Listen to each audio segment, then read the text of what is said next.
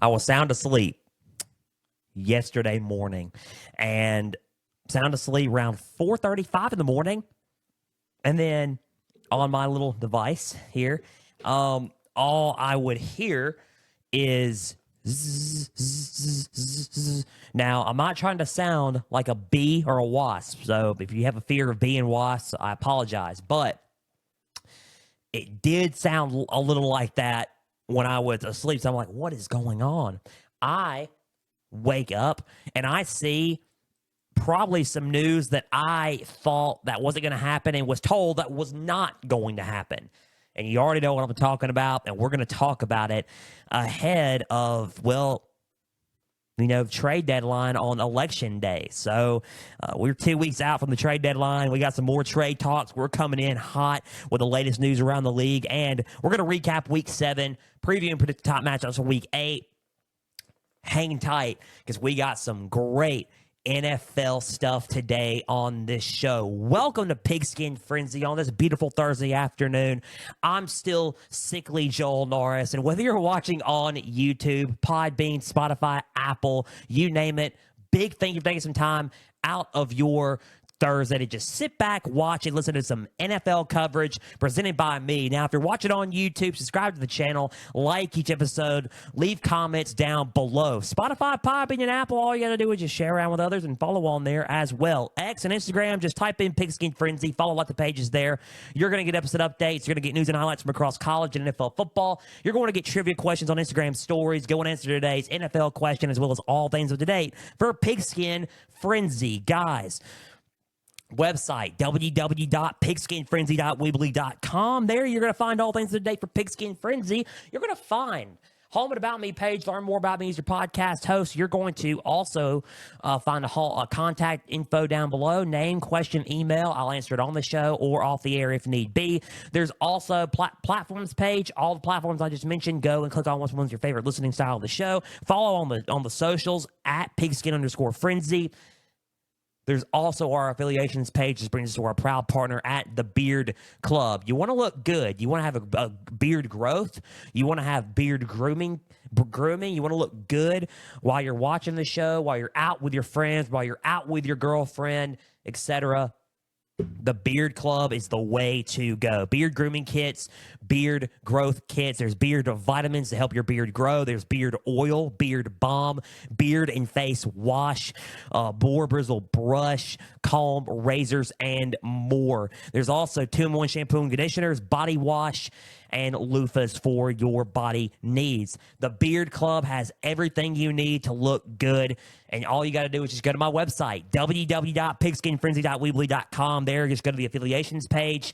You can click on that page, click on the Beard Club logo, and it will take you to the Beard Club site. You can also go to my link tree. The link tree is at the YouTube description of this video down below. Click on that link tree. It's on my X bio as well. It's also on my Instagram bio. You can check on it there.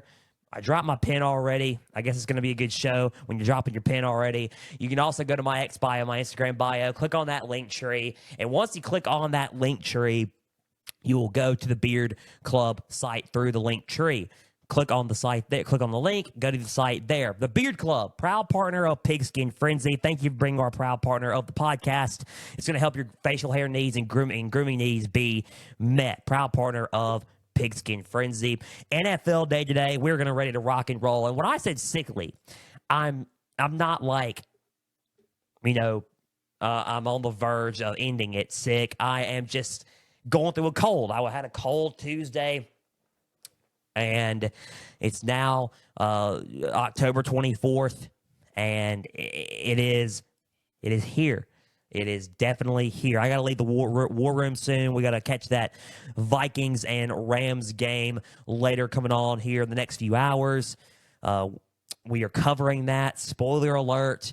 But, yeah, just being a busy bee, cold getting to me. It's fine. Dayquil was the answer, but now I just got to let it run its course, and hopefully I will sound a lot better in the voice and in the nose for next Tuesday and next Thursday's episodes of the show. So, big news coming out of Tennessee going to Kansas City. We're going to talk about that because that was what this was about on the vibration that sounded like a bumblebee just a minute ago. We're going to talk about that. We're going to talk about what happened, what's going on down in LA. We're going to talk about who's in and who's out with the Pigskin Frenzy injury report. We're also going to preview the top matchups of the Pigskin Frenzy games that we are doing for NFL this weekend. Some very unique games that we have chosen for the Pigskin Frenzy NFL slate of games, but you're going to think you're doing those games? We are. And I think it'd be very interesting to do those this week. Spoiler alert, no Monday Night Football game, no Sunday Night Football game either. We're ending it Sunday afternoon after the 4:25 Eastern kick. So very interesting slate of games that we've chosen for this weekend. Let's recap week 7. Because it was a very interesting week 7. I was 2 for 2 in my NFL games for this week in my picks, and we're going to discuss that. Let's go to the 2 that we were, one that we were right on, one that we were wrong on, one that we were wrong on again, and then the one that we were right on. So we're going to go with those and talk about those. Let's talk about the Lions and the Vikings. And I said that the Vikings, coming off of a bye, it was good, but they're also playing a team that's white hot, and this could end up being their first loss handed to them on the season, and I was right about that. The Lions defeated the Vikings. Final score was 31-29. Lions beat the Vikings. It was a very close ball game. It was one of those games where you look at it, and it was like, okay, later in the game, the Vikings scored. It was 29-28, and the Vikings had a 1-point lead. But the Vikings were playing a little bit of checkers in this. Dan Campbell was playing chess with that clock. They drained the clock, kicked the field goal with Jake Bates, and Bates kicked it, nailed it, and won the game for the Detroit Lions. The Lions are in the lead in the NFC North. The Vikings drop a spot, and now they have a 1 loss on their record. They were undefeated. Only undefeated team, I think, in that conference, in the NFC. And all that changed within a field goal. So let's talk about the Lions and how well they played in this game. Jared Goff, 22 for 25, 280 yards, 2 touchdowns. Jahmyr Gibbs on the ground was insane. 116 yards, 2 touchdowns, 15 carries. He also had 44 yards, 4 receptions. He had 160 all-purpose yards in this game. Amon-Ra St. Brown had 112 yards and a touchdown. David Montgomery, 31 yards. Khalif Raymond, 39 yards and a touchdown. Montgomery had 39 yards through the air as well. Tim Patrick had 25 yards. Sam Laporta had a 25-yard reception. You name it, they just kept going and going and going.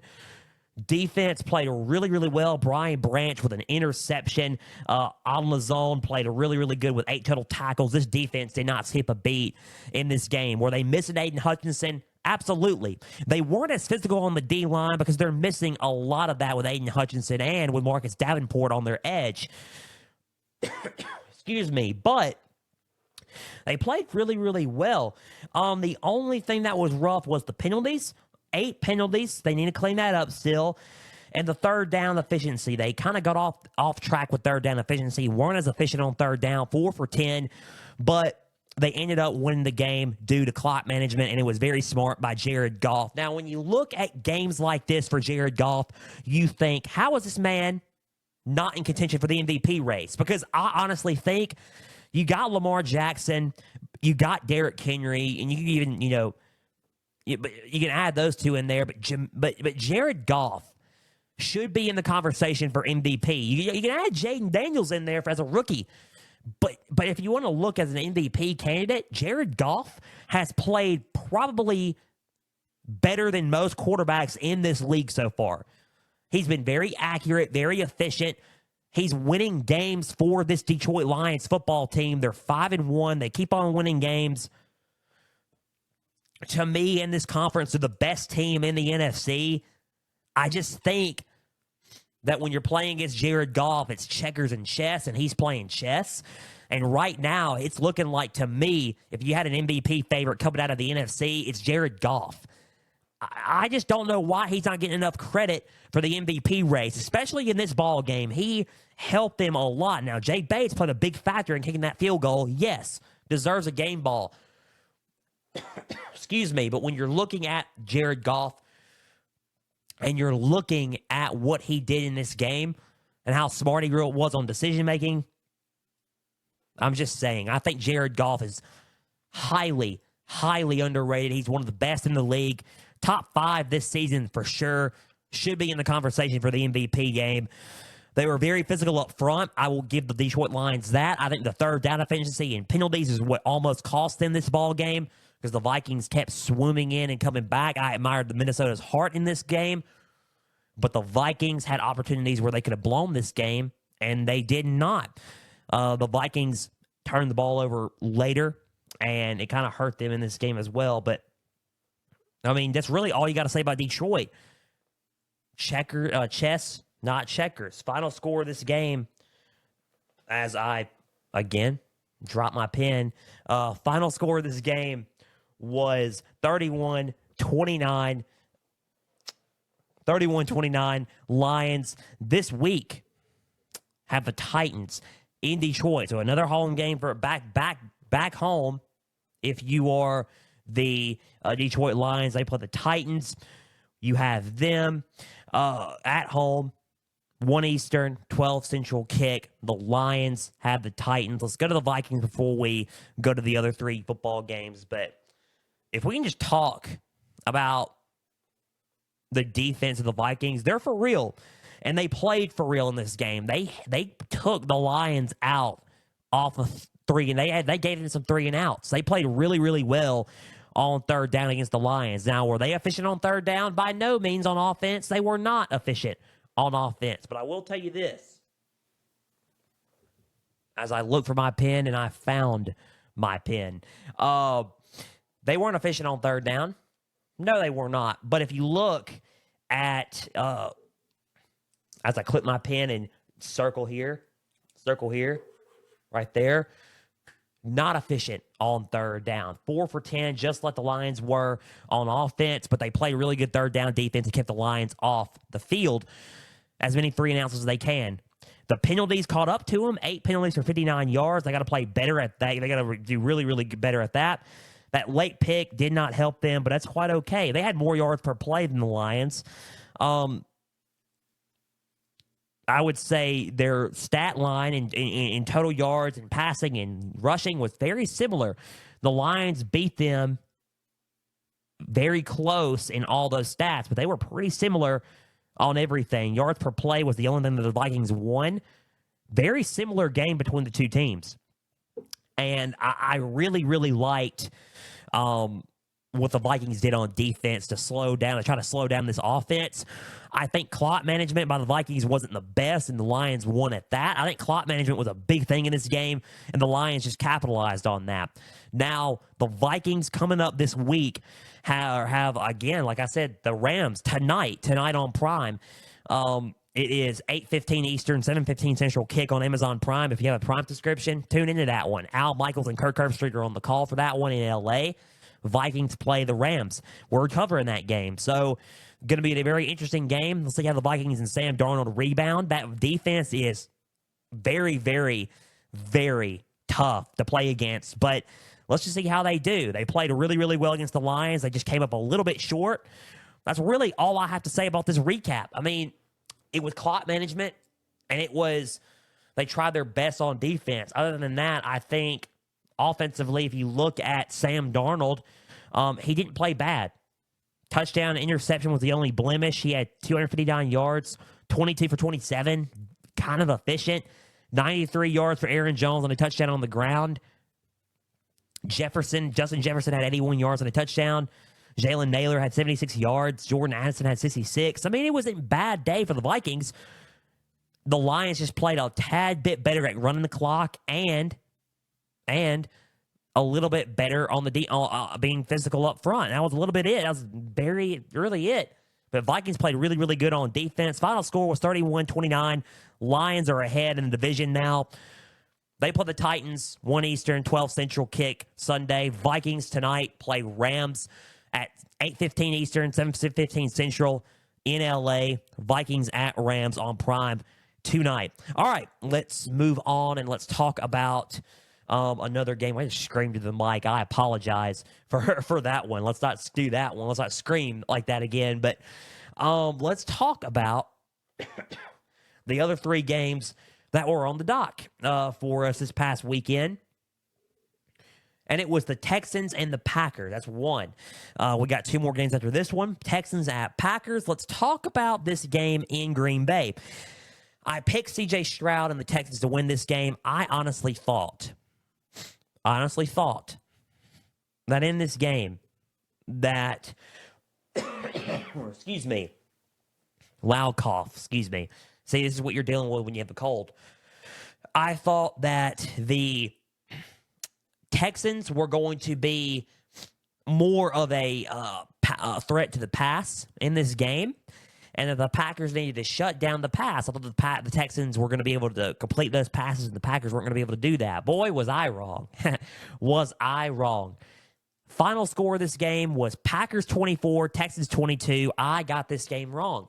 Surprisingly, Packers upset the Texans. Packers are 5-2. Texans are 5-2 now. 24-22 off of a late field goal by Brandon McManus for Green Bay. Now let's talk about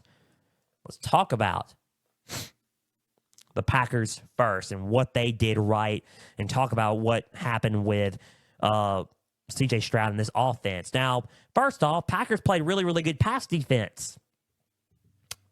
They held C.J. Stroud to 86 yards. Total yards of passing was 55. 55 yards passing. They limited the passing game for this Texans offense. Now, Joe Mixon had to run the ball a lot. 142 yards on the ground total, team-wise. 82 yards for the Packers. They through the air, Packers had 195 yards passing, so they outgained them total yards, 277 to their 197 by a few.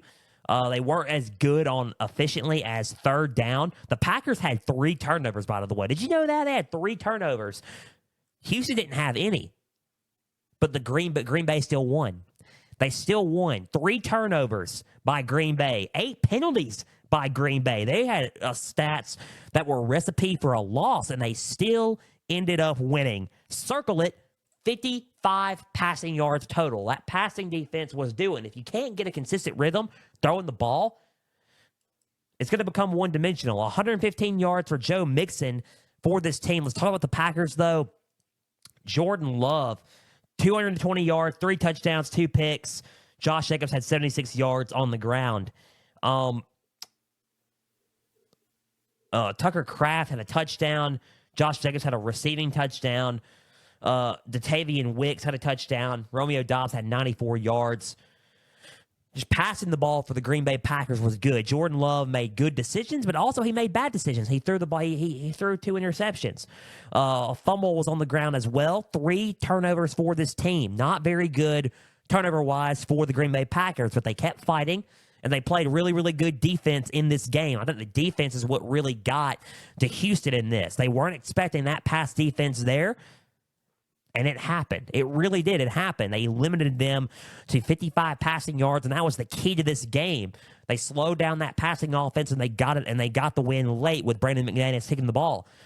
They had a shot at getting the ball down the field and kicking a field goal, and the Green Bay in Jordan Love in this offense put them in position to win this ball game. So coming up clutch plays. Packers had more clutch plays than Houston, and that's how they got the win. They should have lost this game on paper. They had ingredients to lose this ball game, but they did not. The one stat was the 55 passing yards, and that kind of outruled everything for the Texans in this ball game. Packers played really, really well on pass defense. Rushing defense was decent, but not good enough. Joe Mixon ran the ball well on them. But the Packers still got the win, 24-22. Let's talk.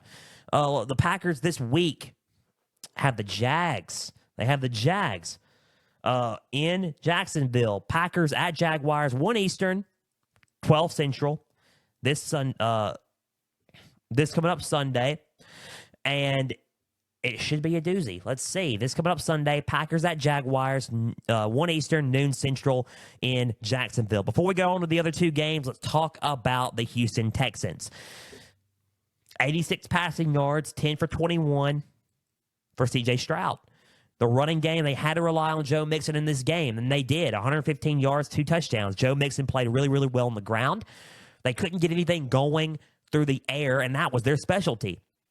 Stroud's used to throwing that ball around, and he was getting aggravated because he could not complete passes and he couldn't throw the ball. That defense was stifling through the pass.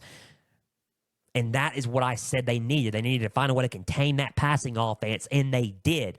Currently, they were 6th in the league. I don't know if they are now. I haven't really taken a look at the other lists. I've taken a look at the list in general, but I don't remember a whole lot. It's probably that Dayquil talking. But nonetheless, the defense played well with those 3 turnovers. Neville Hewitt had 9 total tackles and an interception. I mean, Kalen Bullock had an interception tackle. I mean, you look at the pass, you look at the defense, they played well. They just couldn't get anything going off their main thing by throwing the ball. A lot of their offense was limited, and that's why they lost this ball game. That's really it. That's why they lost this ball game. It's going to be kind of hard to win a football game when you're held to 55 yards passing. It really is. You're going to have to throw a little bit more and get more passes completed to win ball games. 55 yards is not going to do any justice for you. That's kind of hard to win ball games that way. And that's what the Packers did. They isolated that pass and they shut down the pass, and they got the win that way. They should have lost. 3 turnovers and 8 penalties is pretty good for this team. If you want to look at the penalties that Houston Texans committed, 5 penalties, 55 yards. They weren't very efficient on third down. Time of possession, they won at time of possession too. So they played better on paper, it looks like, in a lot of areas than the Packers did. But the Packers, that one ingredient, if you click the pen and then circle, what happened was the 55 passing yards. 55. Again, hard to win games that way. 24-22 was the final score. Texans this week have the Colts in an AFC South rematch. Their second time playing. Colts at Texans, 1 Eastern, 12 Central, Sunday. Let's see how they do there. Let's see how the Texans rebound. Let's see how the Packers keep up that momentum against the Jags Sunday. Moving on, let's talk about the other 2 games. The Super Bowl 58 rematch between the Chiefs and the 49ers. I said that the 49ers were going to win this game. I thought the offense was going to present a credible challenge to this defense. Boy, was I wrong. Final score of this game, Chiefs and the 49ers, was 28-18. 10-point win. 28 Chiefs, 49ers 18. The Chiefs are 6-0. The Niners are 3-4. Got this game wrong. Let's talk about what the Chiefs did. The Chiefs, on offense, if you want to look at them on offense, I'm just confused by Kansas City. And now we're going to talk about Kansas City later in the show because breaking news happened. But right now, they have had the medicine to fix the Chiefs' offense. Now, they can run the ball, they can throw. It's the defense that's keeping them in this game. There's no other way. They're winning 6-0, and it's because of Steve Spagnuolo. Steve Spags needs to get a huge promotion. The Chiefs' defensive coordinator needs to get a huge promotion because this defense is keeping Kansas City in these games. Offense is decent, but not all the way good. These injuries and how they're playing on offense isn't the best. 2 interceptions at 154 yards by Mahomes, 16 for 27. This is Mahomes' worst year in the NFL so far. 78 yards, 2 touchdowns for Kareem Hunt. Mahomes also had a rushing touchdown on the day for 39 yards. He bulldozed through defenders and on a huge run this past Sunday against the 49ers. So well done by Patrick Mahomes in this game. Mecole Hardman had a touchdown for 38 yards.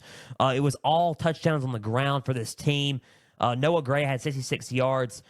P. Ryan had 22 yards. Xavier Worthy had 19. Kelsey had 17. Mecole Hardman had 17 on the ground, through the air. Justin Reed had 9 tackles and an interception. Nick Bolton had 6 total tackles. Christian Roland Wallace had an interception in this game. Jaden Hicks had an interception in this game. So 3 turnovers for this Chiefs defense.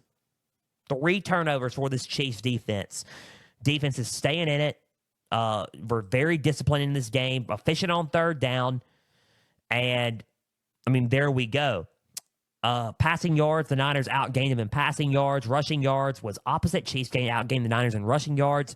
Offensively, they look a little stagnant. They are beat up. We may have the medicine for that for Patrick Mahomes coming up here in a little bit. We're going to talk about that, what happened and what went down, the news out of Tennessee to Kansas City. We're going to talk about that. But in this game, the defense was the one that came up big. The defense is still coming up big for this team. How are they 6-0? You really can't critique it almost. It's like, how are they 6-0? In these games, the way that they're playing, they should have lost some of these games. They should have lost week 1. They should have lost week 2. They should have lost in some of these games, and they're not losing. They're 6-0. They're undefeated. They have the Raiders Sunday. And you're thinking, that's a winnable game. The Raiders, 4:25 Eastern, 3:25 Central in Las Vegas. AFC West divisional matchup. How are they not losing these games? The answer is simple, and it's Steve Spagnuolo and this Chiefs defense. The Chiefs defense is coming up big for these teams. They're playing stifling defense against everybody. Mahomes and this offense is having to work around this defense, and this is what this is. The defense is kind of carrying this team right now in these games, making big plays, forcing these turnovers, getting some turnovers, and the Chiefs are winning these games that way. They're 6-0, undefeated. Mahomes has got to play better. This offense has got to get play better, and Kelsey's got to play better too. We got to figure out what they can do, and I think I got the answer for that here in a little bit for the Chiefs offense. They have the Raiders coming up. Let's see how they do, but they got to play better. 4:25 Eastern, 3:25 Central kick Sunday against the Raiders.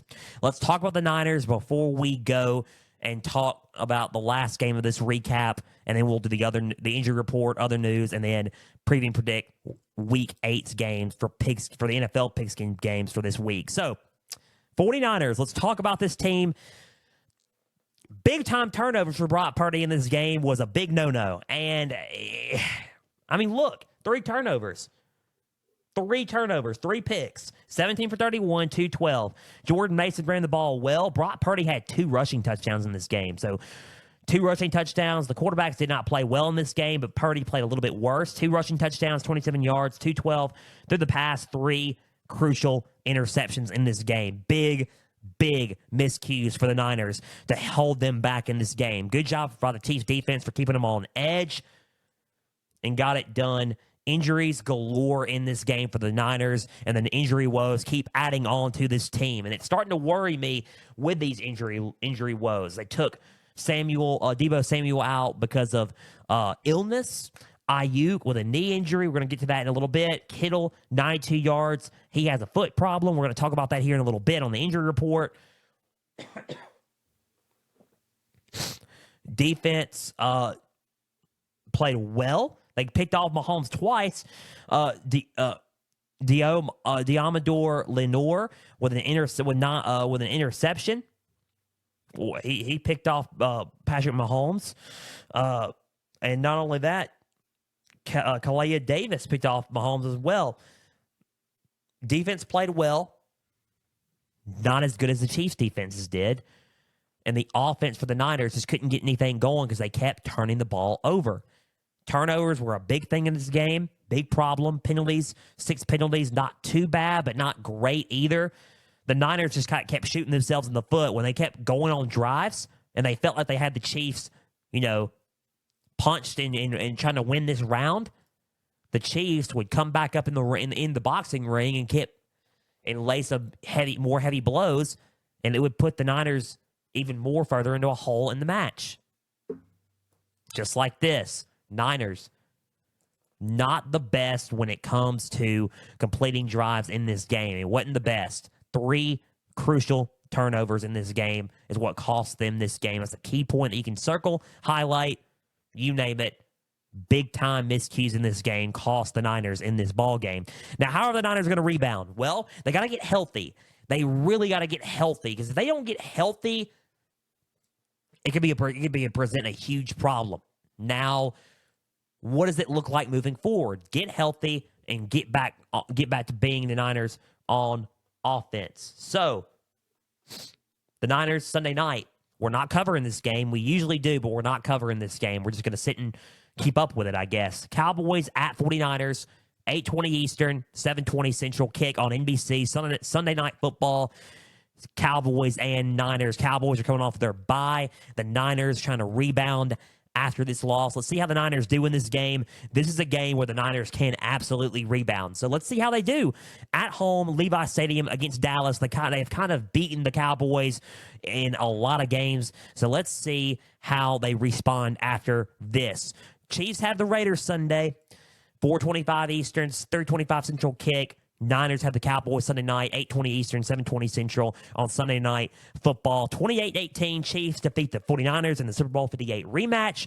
Final score there for the rematch. Okay, last game, Ravens at Bucks. Finally, a game that I got right. I picked the Ravens to win this game. I was totally right about it. I felt like the Ravens were just going to present a little bit more of a challenge through the run, and I think they accomplished that. I think they really did. Final score of this game, 41-31. Ravens 41, Buccaneers 31. 2-2 for my picks. This offense is just good, isn't it? It really is. The Ravens' offense is just solid. I mean, they're the number one offense in the league for a reason, in the NFL for a reason. 5 touchdowns for Lamar Jackson, 281 yards. He also had 52 yards on the ground, 17 for 22. Derrick Henry is an absolute animal. 15 carries, 169 yards. He averaged 11.3 yards per carry. 11.3 yards per carry. It's an absolute nightmare of an offense. How are you going to stop them? How are you going to contain either one of them? That's my point. It's rough. It really is. It's rough. Zay Flowers had a 19-yard run. He had 11-yard receiving. He was kind of banged up a little bit. Henry had a receiving touchdown as well. Rashad Bateman played lights out, 121 yards, a touchdown. Justice Hill had 44 yards and a touchdown. Mark Andrews had 2 touchdowns. Welcome back, Mark Andrews. Finally getting back into the fold for this team. 41 yards and 2 touchdowns in this game. Aguilar, 20 yards. Likely had 17 yards on the ground game as well. So, this team is absolutely just, I mean, what do you say, right? What do you say? And that's what it's like. What do you really say? Offensively, they look great. Defensively, they look good as well. And if you look at, if you look at what they did, Roquan Smith had 17 total tackles in this game. Roquan Smith played really, really well on defense. Kyle Hamilton had 11 total tackles in this game. 2 interceptions by Marlon Humphrey. Picked off Baker Mayfield twice. He left the game early because of his knee injury. Hopefully he is good to go and he is okay. We'll have to check on him and see if he's all right. He's not really listed on our injury report right now, but we may need to be. We'll see. But they look good on offense and defense. They really, really do. This is a complete team. It's kind of hard to see who I have right now because last year we had the Ravens ahead of the Chiefs and the Chiefs still won. So the Ravens right now on both sides of the ball look better, but let's just see how it plays out in the playoffs. Right now, regular season, the Ravens do look like they're the best team in the AFC. They look good on offense. They have the number 1 offense in the NFL. They are solid on defense, a top 5 defense on the NFL as well. They just look good and like a complete football team. Lamar Jackson's only lost 1 game to an NFC opponent. He is still maintaining that streak. They look good playing, and they look physical, and they look energetic playing football right now. And I really like what Baltimore is doing on the ground. 244 rushing yards in this game on the ground. Ridiculous. It really is. It's just absolutely ridiculous. we're just going to have to see where it takes off for the Ravens. The Ravens coming up this Sunday have the Browns. AFC North divisional game, the Browns in Cleveland. Ravens at Browns, 1 Eastern, noon Central kick. Ravens at Browns coming up Sunday. Let's talk about the Bucs before we conclude our recap of Week 7. The Bucs, poor Buccaneers. It was 41-18 before the Buccaneers scored late to make it 41-31 and more respectable. Baker Mayfield had 31. He was 31 for 45, 370 yards, 3 touchdowns. He played good besides those 2 picks to Marlon Humphrey. They couldn't really get him much on the ground. I mean, they really couldn't. They got a touchdown on the ground, 23 yards, a touchdown. Tucker had 29 yards. Rachaad White, welcome back Rachaad White. He had 40 yards. So if you want to count that, it was 125 rushing yards, but they couldn't get any more than that. They had to try really, really hard to get something going, and the Ravens defense was kind of limiting them in a lot of areas. Now, they did outgain the Ravens in passing yards, 356 compared to their 264. Very efficient on third down. The penalties were very costly, especially for the Ravens. 9 penalties for the Ravens, 85 yards. They capitalized on that, but the Bucs had their own penalties in their own right. 8 penalties for 75 yards in this game. Tough break for the Bucs in this one. I mean, they also had those 2 turnovers. They won the time of possession battle, but the Ravens were just scoring quick, especially off of those turnovers. So it was kind of hard for the Bucs to win in the time of possession because the Ravens were scoring quickly and the Bucs couldn't stop them. And they capitalized off those 2 turnovers with scores. So it was like quick, and what are you going to do about it? It's kind of hard. Total yards, 508 compared to their 481, so they were close in total yards. The Bucs did all that they can. The Bucs are a solid team. They got a rebound. They got some injury woes that are happening right now. Let's just see how it goes for Tampa Bay coming up. So in this game, I think that the Bucs played well. They just could not stop this white-hot offense in a lot of areas. So 41-31 was the final score of this ball game. And I went through my recaps kind of quick, but that's really all I have. 41-31. Ravens have the Browns, 1 Eastern, noon Central kick this Sunday. The Bucs have the Falcons in an AFC game that we're going to cover, by the way. I said that, spoiler alert, I said that we're going to cover that weeks ago, and we're covering the rematch. Home game, Falcons at Buccaneers, 1 Eastern, noon Central kick Sunday. So let's see how the Buccaneers rebound. Let's see how the Ravens continue their way, the momentum against the Browns Sunday. That was the Week 7 recap. Let's move on to the Pigskin Frenzy NFL injury report, and let's see who's in and who's out before we talk about the latest news across the league and the Week 8 preview and predictions for Sunday's games. NFL injury report, and it starts off in San Francisco with those injury woes because those are pretty serious right now. Brandon Ayuk, this past Sunday, tore his ACL and MCL versus the Chiefs. He is out for the rest of the season. He's expected to work really hard to come back for the 2025 season. So tough break there. Thoughts and prayers are with Brandon Ayuk. Just got that big money contract as well. Tough break for Brandon Ayuk. Thoughts and prayers are with him there. Let's see if he can rebound next season on the field after this injury because they're going to need him next year. Wide receiver Deebo Samuel was hospitalized with a form of pneumonia. He has been released from the hospital, thankfully, and he is okay. It is unclear if he will play Sunday night due to this. So he's questionable. Thoughts and prayers are with Deebo Samuel. Hopefully he continues to be on the right track and gets better. Illness has been going around, especially since the seasons are starting to change. So thoughts and prayers are with him on that as well. 49ers tight end George Kittle has a sprained ankle and a sprained foot. He is considered day-to-day. Hopefully, he is questionable Sunday, but hopefully they think he should be good to go Sunday. So let's see what happens there, and hopefully he is good. Thoughts and prayers are with George Kittle, and hopefully he gets better and heals up quite nicely.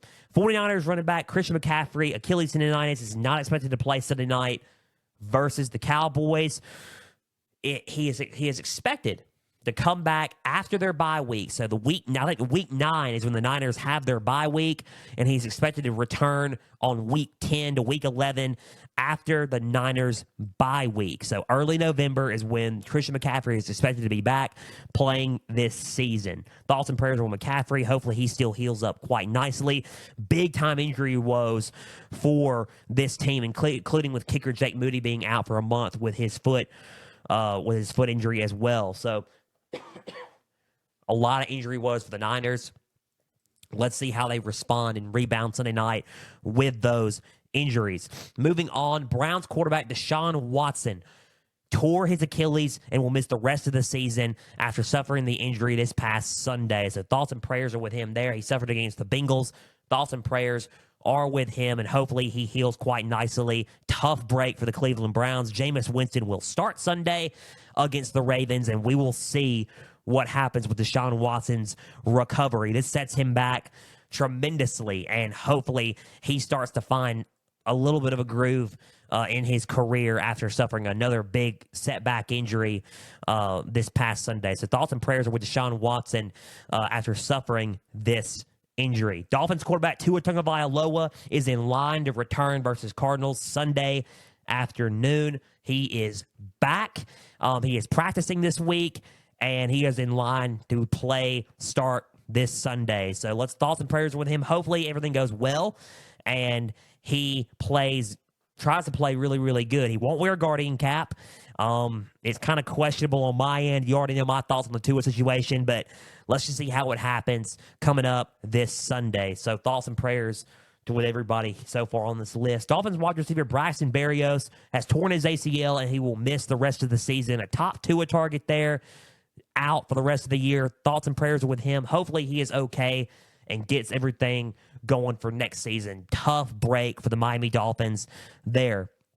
Two big injuries for the Bucs, and Bucs injuries are starting to add up here. Late in the game with Chris Godwin, I was watching this, and it was a tough break for what I've seen. Buccaneers wide receiver Chris Godwin, he dislocated his ankle, and he will get surgery after suffering the injury versus the Ravens. He will miss the rest of the season, and he will make a full recovery for the 2025 season. So thoughts and prayers, where Chris Godwin's a free agent, by the way. Thoughts and prayers are with Chris Godwin, and hopefully he heals up quite nicely to wherever he lands. If it's still with Tampa Bay, if it's with another team in March, let's see. Thoughts and prayers are with Chris Godwin, and hopefully he heals quite nicely and is back and better than ever for 2025. It's a tough break for the Tampa Bay Buccaneers there.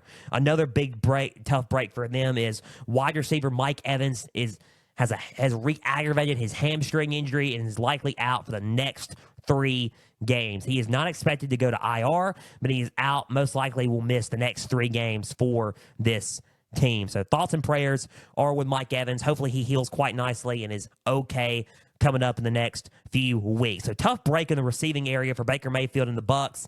Let's see how they adjust to having no Godwin and no Mike Evans. Raiders quarterback Aiden O'Connell has broken his thumb.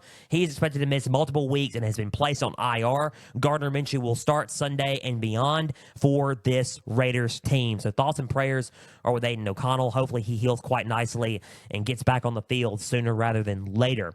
Rams wide receiver Puka Nacua is off of IR with his knee injury and is designated to return anytime soon. I don't know if it's going to be tonight. I haven't heard anything, but Nacua is off IR and is designated to return. So welcome back, Puka Nacua.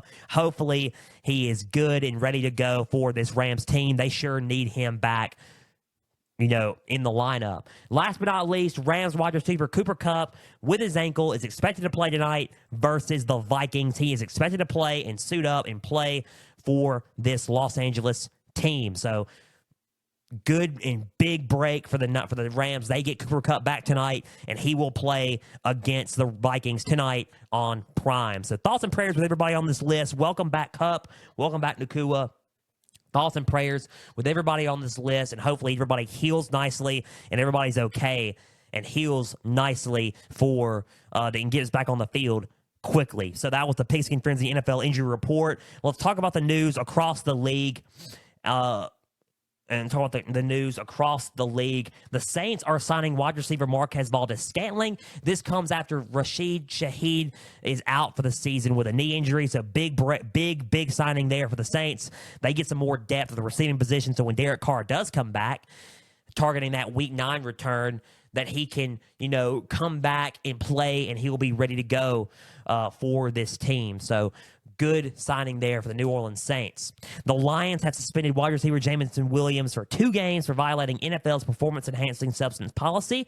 Tough loss for the Lions, especially since Jameson Williams was coming into his own for this football team. Tough break there. Hopefully he gets back and gets back there, gets back on the field quickly, because they're going to need him in these next tough slate of games, especially in divisional games. For sure. So Jameson Williams will miss the next 2 games on suspension due to that, violating that policy. Let's talk some trades in this league. So the trade deadline is coming up, and here are my thoughts on it. The trade deadline is coming up on Election Day, November 5th. That's the trade deadline. We've been getting some good news on trades. Devontae Adams going to the Jets, Amari Cooper going to the Bills. We got some latest inside scoop on the Rams and Cooper Kupp. Let's talk about that. The Rams and Cooper Kupp, even though he's playing tonight, the Rams are open to trading wide receiver Cooper Kupp. This is per The Athletic. This is per Diana Russi. This is per a lot of sources around a lot of inside sources around the league. The asking price for Cooper Kupp is a 2nd-round pick and a team that will pay his salary. Big asking price for Cooper Kupp, a 2021 to 2022 offensive player of the year, and he is a solid playmaker. And yeah, it's a big asking price to get Cooper Kupp on your team, but we're just going to have to see who makes the plunge for Cooper Kupp. He's worth it. He's worth the price, though, maybe. So let's see if Cooper Kupp gets traded before the deadline and he gets moved before the deadline. Big update there. We're going to keep up to date with this on the show. Cooper Kupp trade talks open to trade. Let's keep it all going with Cooper Kupp, and we'll get more updates as we find out more on the Cooper Kupp situation there. But he is expected to play tonight versus the Vikings on Prime tonight. So we're going to cover that game and talk about that one here in a little bit. That was the Cooper Kupp latest. Speaking of that, the Kansas City Chiefs were trying to trade for Cooper Kupp, and they did not land him because they couldn't find a good deal for that salary and a good person and a good trade-in deal to eat as much of his salary as they could. They couldn't do it, and they didn't land him. But the Chiefs did land somebody, and we're going to talk about it right now. Big trade alert. I was sleeping overnight last night, and all of a sudden, or it was Wednesday night, all of a sudden, it's vibrating after vibrating. Sorry for sounding like a bee again. But then all of a sudden, I'm like, what can possibly be going on? And I get the news. DeAndre Hopkins is about to be traded. Where? Traded where? The Chiefs. And you could hear you could all around me just, I dropped my pen without a pen. It happened. The deal that wasn't going to happen originally happened. The Titans have traded wide receiver DeAndre Hopkins to the Kansas City Chiefs for a 5th-round conditional draft pick. Now, they landed him. As far as they landed him, a 5th-round conditional draft pick. As I drop my pen again, because this is serious business. I keep dropping my pen, guys. I apologize. But this is serious business. DeAndre Hopkins, who was supposed to be signing with them last year free agency in 2023, in March of 2023, they didn't sign him. They didn't pick him up. They were looking to trade for him, and they couldn't get any trades done. They've been wanting DeAndre Hopkins for a long time, and the Chiefs have finally landed D-Hop. Oh, man. Why did this happen? How come you guys are letting this happen? You're letting the Chiefs get away with this. An elite wide receiver going back to the Kansas City Chiefs. Mahomes is going to use him like it's nobody's business. A veteran receiver that can help mentor Xavier Worthy. Rashee Rice is out. Until Rashee Rice comes back, then you're going to have Rashee Rice, DeAndre Hopkins, potentially Travis Kelce, and then Xavier Worthy. What a receiving and weapon tandem for Patrick Mahomes on this Kansas City Chiefs team. You already got D-Hop and Kelce there. Now, they're wanting DeAndre Hopkins to debut Sunday versus the Raiders, but that is questionable at this time. We will see. We will keep up to date with that on X, but if you follow on there, at Pigskin_Frenzy, keep following on there. But we will see about that. Big-time trade for Kansas City. It's going to really help them on the offense. That's my thoughts on this. Why did y'all let this happen? I don't know, but it's going to help the Chiefs a lot in offensive, especially when that receiving core, that receiving room took a hit when Rashee Rice went down. So it's going to help them a lot. And Hopkins is going to be a big-time playmaker for this Chiefs offense now. So Andy Reid and the Chiefs finally got what they wanted. They wanted D-Hop there. He's with Kansas City. Let's see if he plays Sunday, makes his debut with the Chiefs versus the Raiders on Sunday.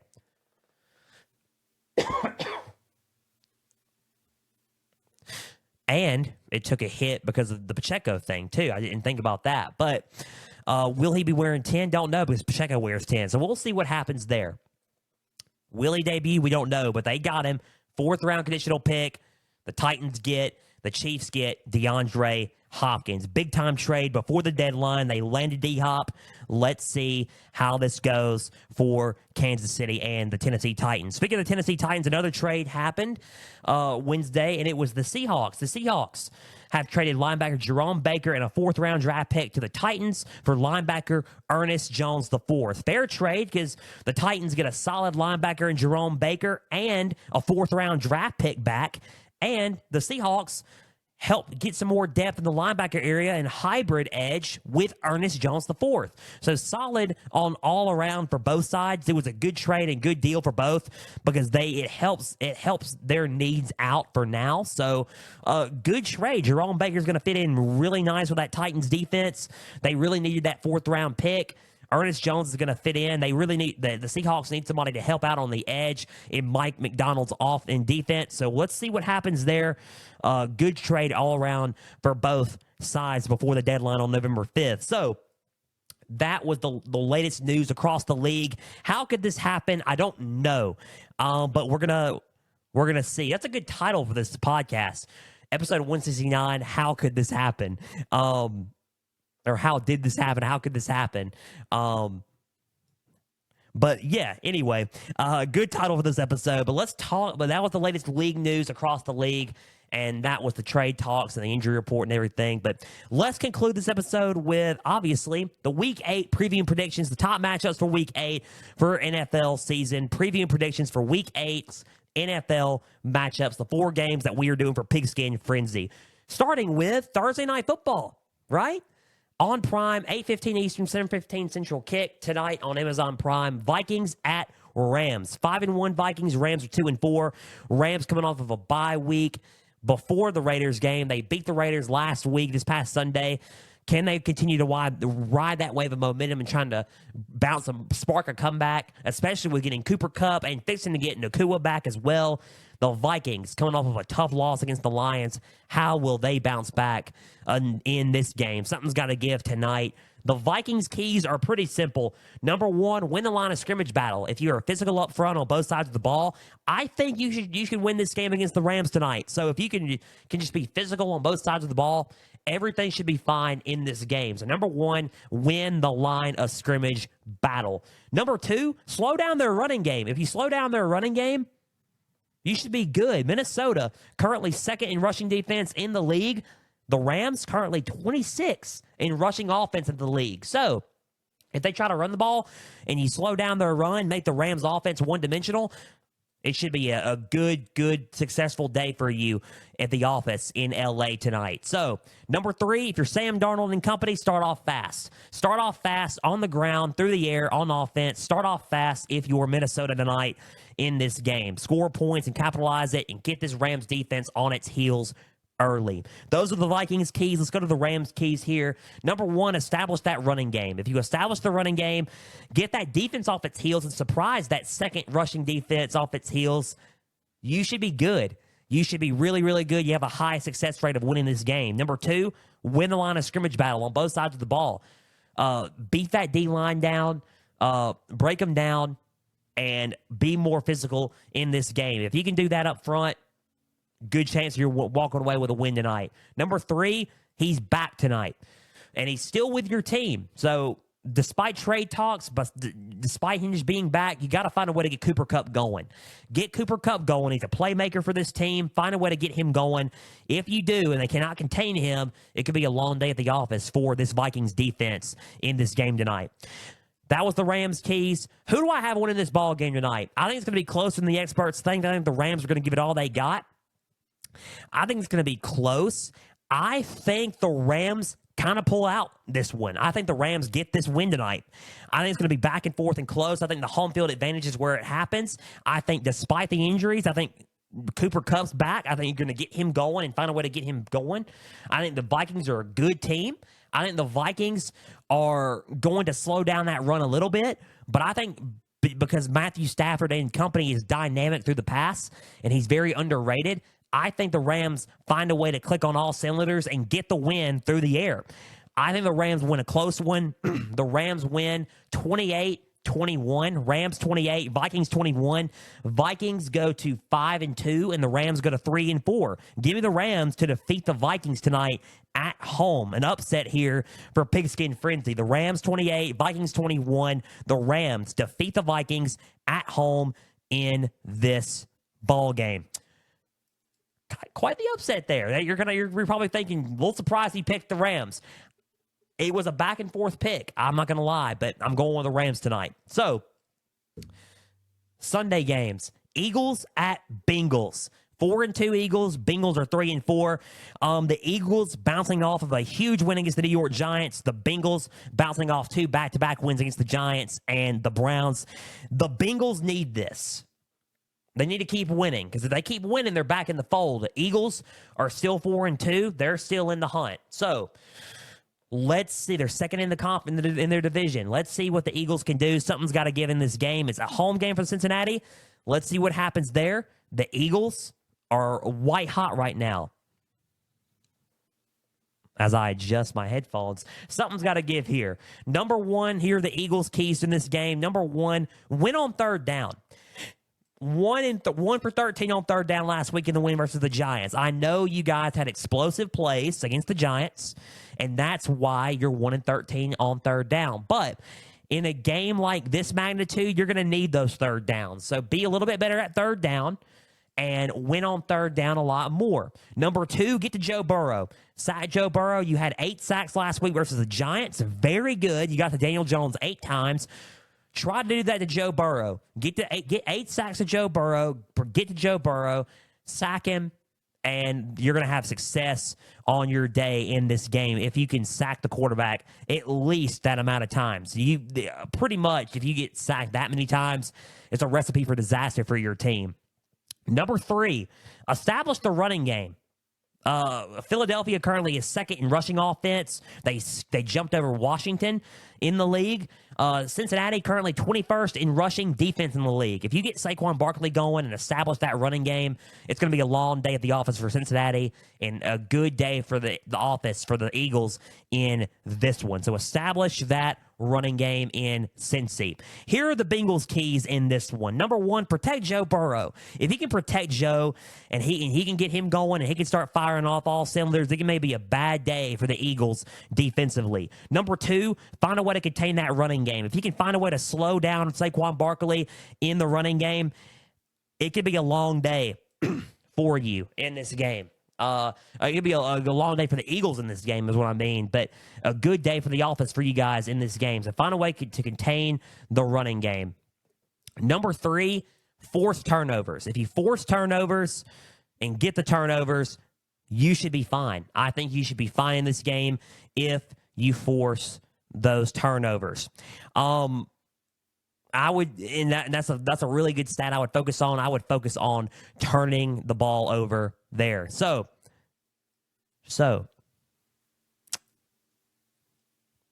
force those turnovers. Keys for the Bengals. That was the keys for the Eagles just a minute ago. Who do I have winning this ball game? I was conflicted on this game.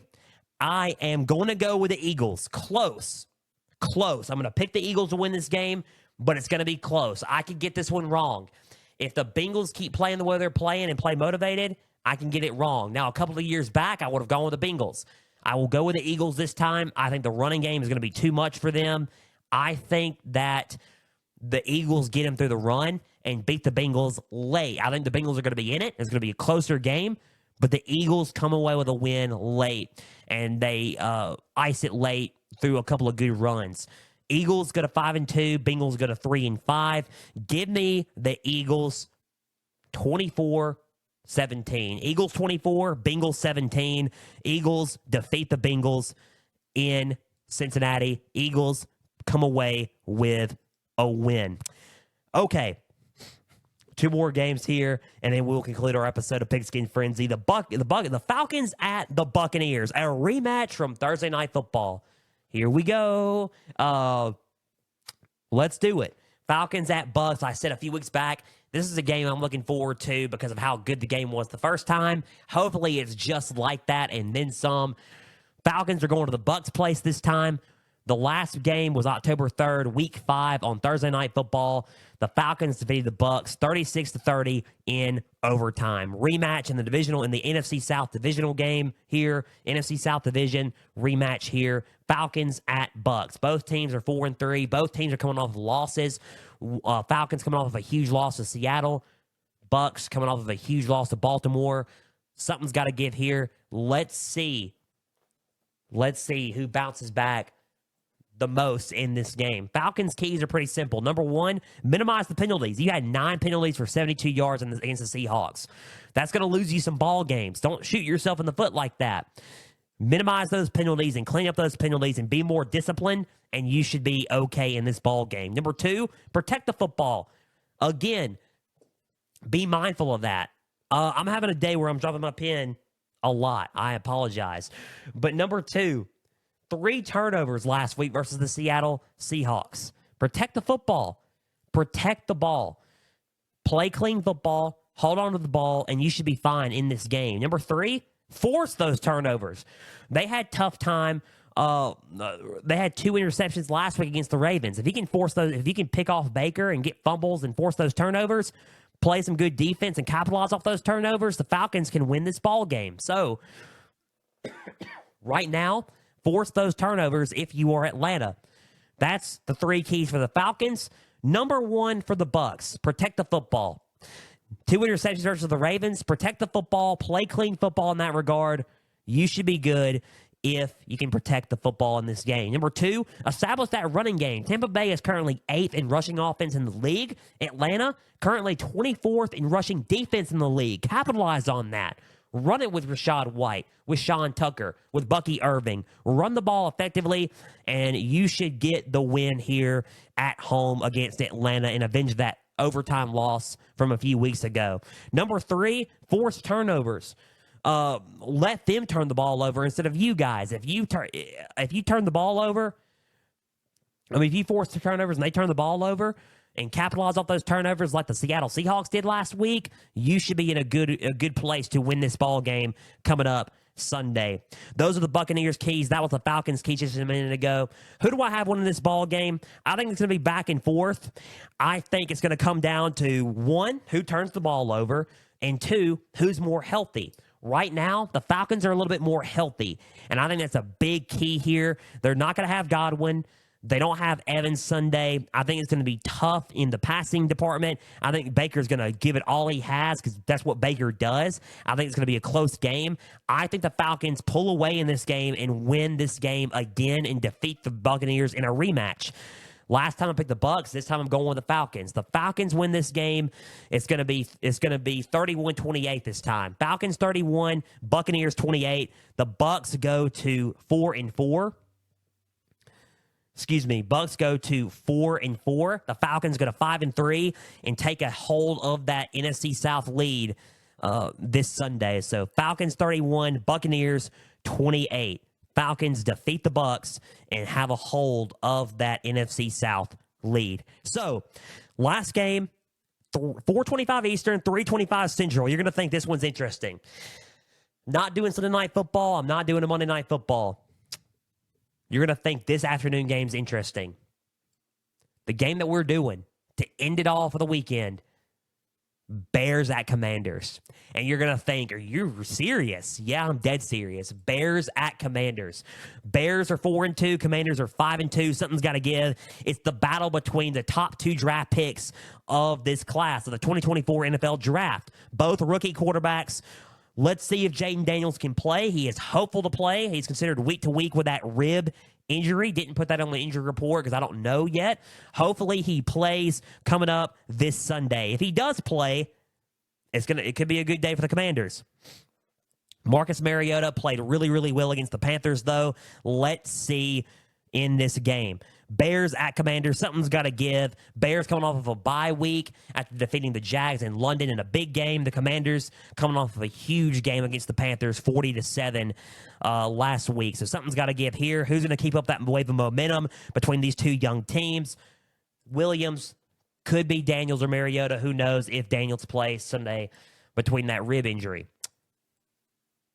Bears' keys are pretty simple. Number one, force as many 3-and-outs as you can. Washington right now currently is third in third down conversion rate in the league. That means they move the ball pretty well and capitalize on third downs. They win on third down, and their efficiency is pretty good, and that turns into points. They keep drives going with the Commanders. Jaden Daniels knows how to do that. So does Marcus Mariota, apparently. Force as many 3-and-outs as you can. Get them off a third down, make them punt, and let you guys and capitalize on those. Number two, slow down their running game. Washington currently is third in rushing offense in the league. Chicago is currently 11th in rushing defense in the league. You're right out of the top 10. That's not bad in the league. It's not the best, but it's not bad. If you can find a way to slow down their running game, you have a shot at coming away with a win here in Washington. So find a way there. It's a hometown return for Caleb Williams here, and this is a good way to start it by slowing down that running game for this defense. Number three, win the time of possession battle. Keep that offense off the field and keep your offense off the field. Let Caleb Williams make some dynamic plays. Win the time of possession battle. Keep Jaden Daniels in that electrifying offense with Cliff Kingsbury off that field and win the time of possession battle and win that way. Those are the Bears' keys in this game. Here are the three keys for the Washington Commanders. If either or plays, let's see. Number one, win on third down. Convert the ball on third down and capitalize on those third downs when it comes to point and turn it into points. So number one, win on third down. Number two, establish that running game with Austin Eckler and Brian Robinson. Just capitalize on that running game and with Jaden Daniels if he's playing. Run the ball well and run it effectively and hurt the defense that way. Number three, find a way to rattle Caleb Williams. Find a way to pressure him. Find a way to make him make mistakes and find a way to get them off the field and to rattle Caleb Williams in that way. That's the three keys for the Commanders. Those are the three keys for the Bears. Who do I have winning this ball game? I think this game's going to be back and forth. I think it's going to be close. Right now, if I had to pick, because I was going back and forth on this game, because I think it's going to be a back and forth game here.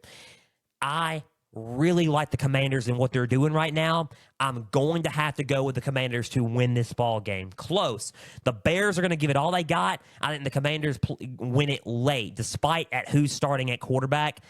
I think Jaden Daniels would be a much better fit, but despite who's starting at quarterback, I think the Bears are going to keep it close. I think the Commanders pull away. I think Jaden Daniels plays. Jaden Daniels will help win this game for this team. Commanders win it. I think they win 35-31. Commanders 35, Bears 31, and the Commanders go to 6-2. 6-2. The Bears go to 4-3. Commanders 35, Bears 31, and the Commanders pull away with a win here against the Bears. That was our Week 8 preview and predictions for Pigskin Frenzy, our top matchups that we're covering for this week, and that just about does it for Pigskin Frenzy. Guys, a big thank you for taking some time out of your Thursday to just sit back, watch, and listen to some NFL coverage presented by me. Now, if you're watching on YouTube, subscribe to the channel, like each episode, leave comments down below. Spotify, Podbean, and Apple, all you got to do is just share around with others and follow on there as well. X, Instagram, and Facebook, just type in Pigskin Frenzy. Follow like the pages there. You're going to get episode updates. You're going to get news and highlights from across college and NFL football. You're going to get trivia questions on Instagram stories, go and answer today's NFL question, as well as all things up to date for Pigskin Frenzy. X and Instagram. I keep saying Facebook. I got to quit doing that. Knee slapper. Okay. Guys, thank you for joining us. 4,100 listeners and counting for this podcast. Thank you for keeping on listening to my crazy behind of covering college and NFL football. We will be back Tuesday for our Week 9 recap of college football and our Week 10 preview and predictions for the season. And this coming up Tuesday will be our last week of doing AP poll rankings. So tune into that. So until Tuesday, for our next college football edition of Pigskin Frenzy, I'm Joel Norris signing off. We will see you then. Enjoy this weekend's games of NFL and college football. Big games happening throughout the weekend. Enjoy tonight. Amazon Prime, 8:15 Eastern, 7:15 Central, between the Vikings and the Rams on Amazon Prime. If you have that subscription, just tune in. If you don't have it, just get that subscription now and tune into the game. I'm Joel Norris signing off. We will see you Tuesday for our latest college football edition of Pigskin Frenzy. For everybody out there, and until then, please and always stay the course.